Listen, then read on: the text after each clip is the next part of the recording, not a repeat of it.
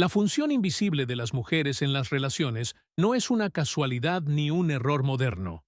Es un programa emocional inconsciente que, como diría Freud, se inscribe en la psique desde los primeros años de vida. A las niñas no solo se les enseña a hablar, a jugar o a comportarse.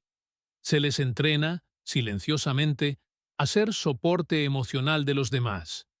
Desde cuentos infantiles hasta escenas cotidianas en el hogar, se instala en su imaginario que amar es cuidar, que ser buena es estar disponible y que el afecto debe ganarse mediante sacrificio.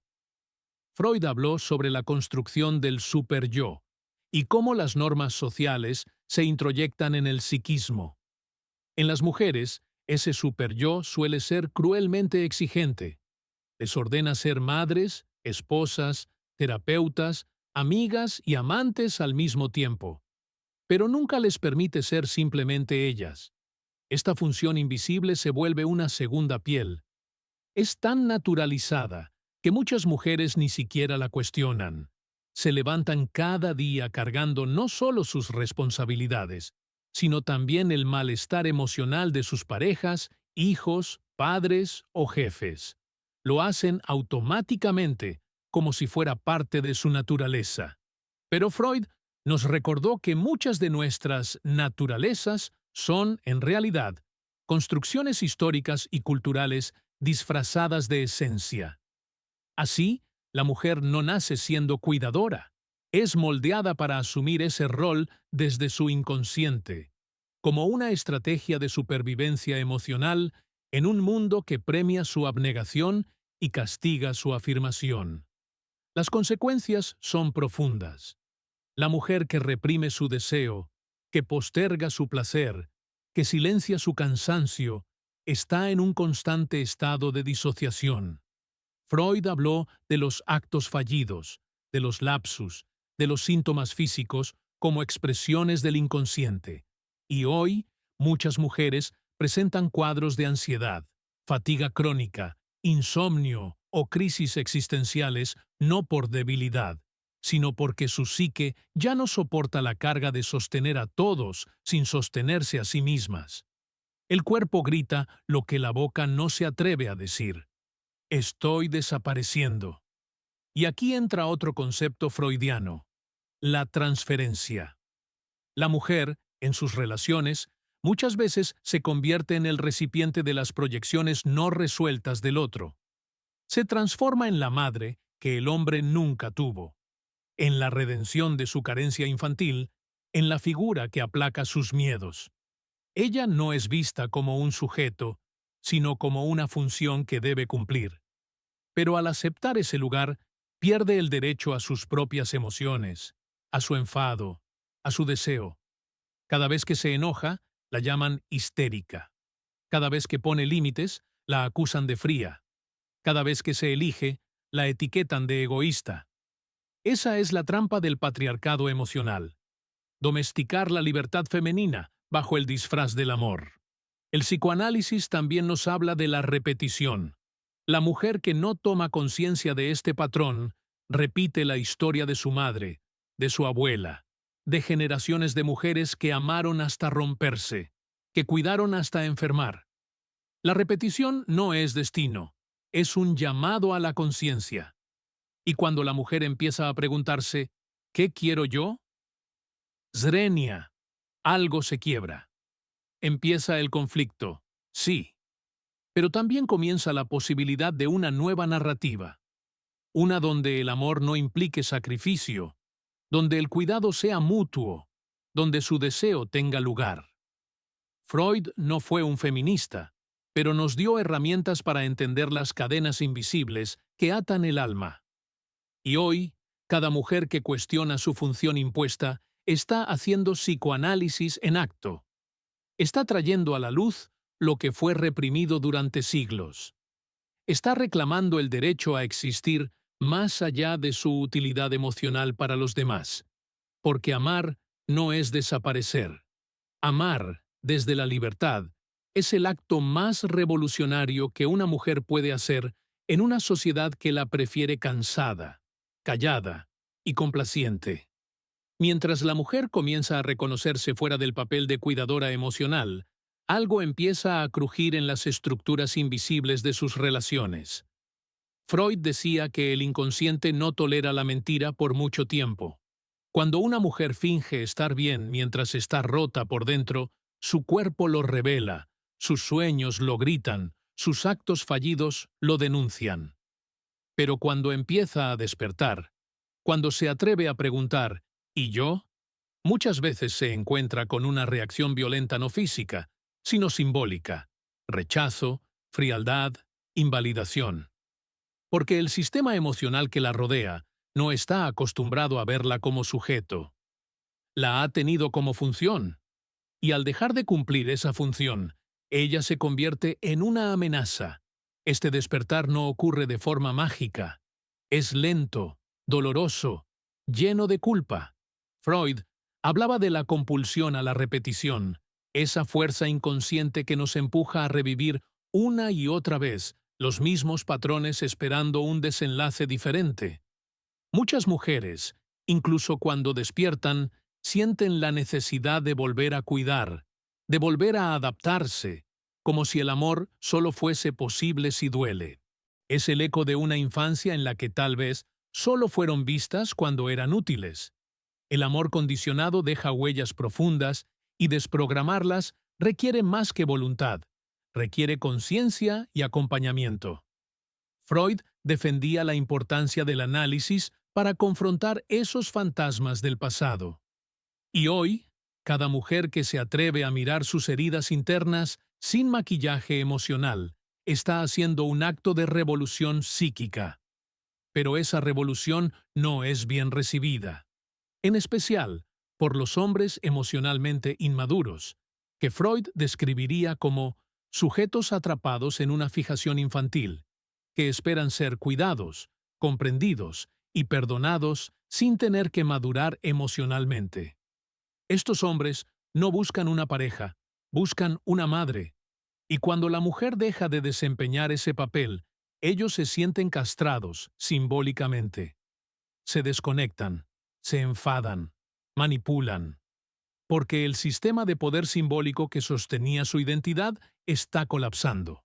Freud explicaría esto como una crisis del narcisismo masculino, que no tolera el espejo que una mujer libre le coloca enfrente, un reflejo donde ya no es el centro, donde ya no es adorado sin condiciones.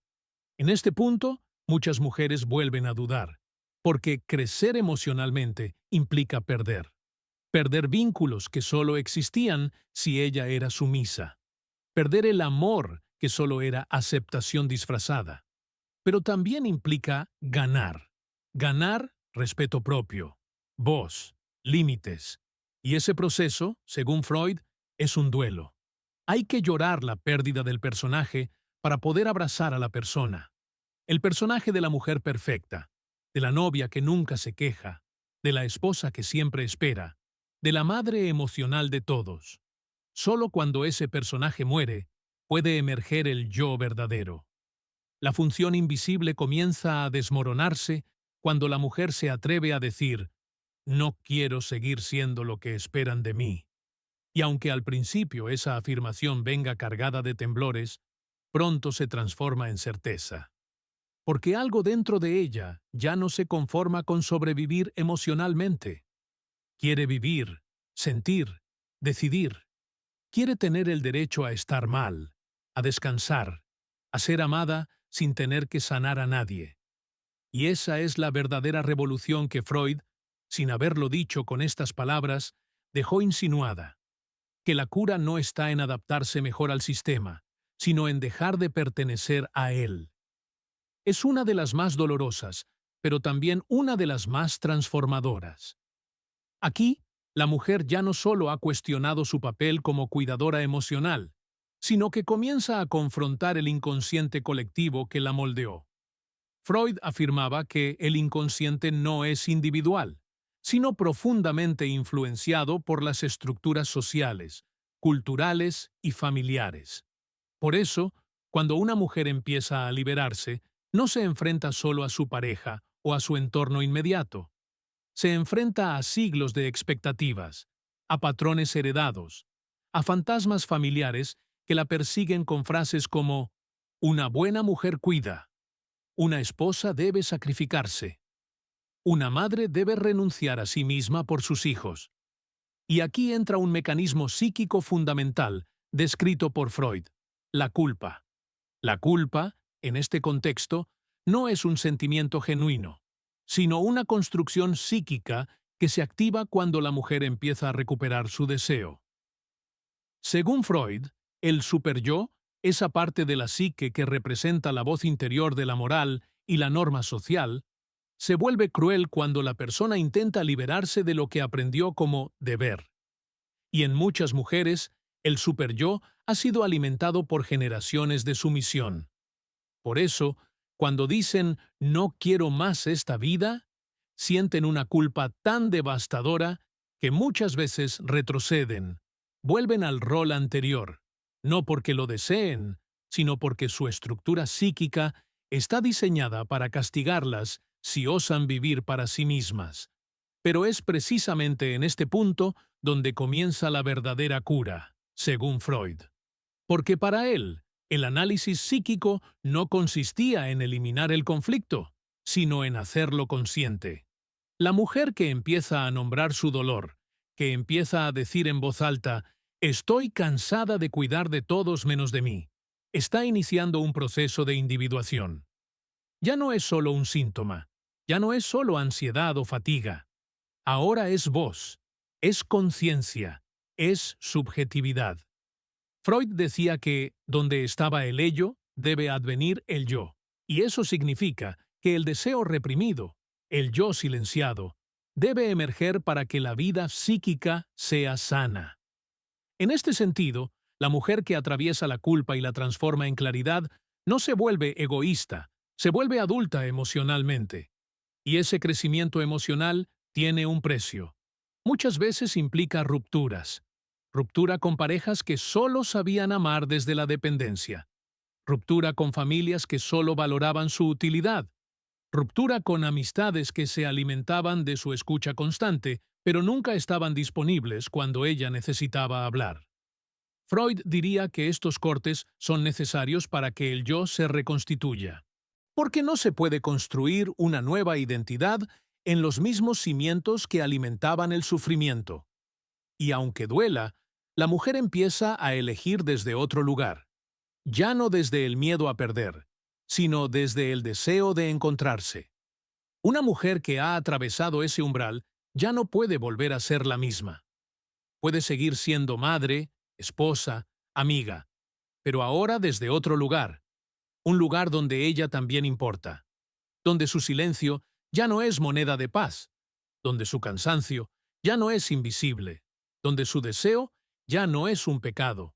Y eso, en una sociedad que todavía celebra a las mujeres que se sacrifican, es un acto radical. Porque redefine qué significa ser mujer. Ya no es ser útil, es ser verdadera. Ya no es cuidar a todos, es cuidarse también a sí misma. Y aunque esto desestabilice las dinámicas familiares y sociales, también siembra nuevas posibilidades. Relaciones más sanas, vínculos más justos, amores más reales. Freud quizás nunca imaginó cuánto sus teorías podían iluminar la lucha de las mujeres por recuperar su yo. Pero en su insistencia en volver al origen del dolor, en su deseo de hacer consciente lo inconsciente, dejó una herramienta poderosa. Y cada mujer que hoy se sienta a cuestionar su papel, a poner nombre a su vacío, a mirar su historia sin culpa, está usando esa herramienta para tallar su libertad. Porque solo cuando entendemos cómo fuimos moldeadas, podemos decidir cómo queremos vivir. Según la lente psicoanalítica de Freud, pero también desde el grito silencioso de millones de mujeres, es a umbral da reconstrucción. Aquí, la mujer ya no lucha únicamente contra el modelo externo que la define como soporte, esposa abnegada o cuidadora incansable. Ahora, su desafío es más profundo: reaprender quién es sin ese rol.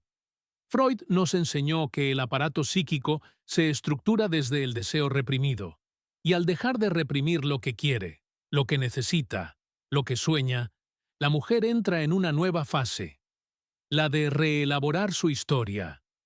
Ya no es la hija que quería ser aprobada, la esposa que temía el abandono, la madre que creía que debía sacrificarse. Ahora es ella, con toda su complejidad, con todo su deseo, con toda su libertad aún en construcción. Esta mujer ya no se conforma con vínculos desequilibrados. Ya no tolera ser tratada como el lugar donde los demás descargan sus frustraciones. Ya no acepta el amor que le exige desaparecer. Freud dijo una frase brutal y necesaria. La voz del intelecto es suave, pero no descansa hasta que se hace oír. Y esa voz, en la mujer que se rehace desde el dolor, se convierte en brújula, porque ahora tiene conciencia, sabe cuándo está cediendo más de la cuenta, sabe cuándo su cuerpo empieza a hablar con insomnio o ansiedad, sabe que el sacrificio constante no es amor, sino extinción. Y entonces elige distinto, una relación donde pueda respirar, un trabajo donde no tenga que silenciar su opinión, una vida donde su alegría no dependa de que todos estén bien, sino de que ella esté en paz consigo misma. Pero esta nueva versión de sí misma también viene acompañada de soledad. Freud escribió que todo proceso de individuación implica un desprendimiento, un duelo, porque al renunciar a ser la mujer idealizada por los otros, pierde también el aplauso fácil, el reconocimiento social, incluso algunos afectos que solo existían en la medida en que ella se anulaba. Esta soledad, sin embargo, no es vacía, es fértil. Es el espacio donde se planta una nueva forma de existir, donde por fin puede preguntarse, ¿qué quiero? ¿Qué necesito? ¿Qué ya no acepto? Y las respuestas no vienen de afuera, sino de adentro, del yo que ha estado silenciado y que ahora vuelve con fuerza. La mujer que atraviesa esta transformación se vuelve peligrosa para los sistemas que se sostienen en la obediencia femenina. Ya no pide permiso para vivir, ya no justifica su deseo, ya no se explica. Su presencia incomoda porque es presencia con raíz, y como bien decía Freud, la libertad individual empieza cuando uno deja de tener miedo a su propio deseo. Esta mujer ya no tiene miedo de querer, de soñar, de decir que no, de decir que sí, de brillar, aunque eso opaque la comodidad ajena, porque aprendió que su existencia no tiene que ser una función, es una declaración, una revolución íntima que se vuelve colectiva cada vez que otra mujer se permite hacer lo mismo. Este despertar, claro, no es lineal. Hay recaídas, días de duda, momentos en los que el viejo guión parece más fácil. Pero la diferencia es que ahora ella sabe. Sabe lo que cuesta volver a dormirse después de haber despertado. Sabe que su alma no puede volver a encajar en moldes que ya rompió. Y eso la empodera. Le da herramientas. Le da fuerza. Ya no desde el deber, sino desde el deseo. Desde la conciencia profunda de que vivir para los otros no es vivir, es sobrevivir. Y ella eligió otra cosa. Freud quizá nunca usó las palabras patriarcado o feminismo, pero su teoría del inconsciente, de la represión, del deseo, abre caminos para comprender cómo muchas mujeres han sido domesticadas psíquicamente para no ser. Y sin embargo, aquí están, siendo, con miedo, con valentía, con heridas y con esperanza. Esta parte final no es un cierre, sino un nuevo comienzo, porque la mujer que recupera su voz ya no puede ser silenciada. Y eso, en el lenguaje del alma, es el principio de toda transformación real.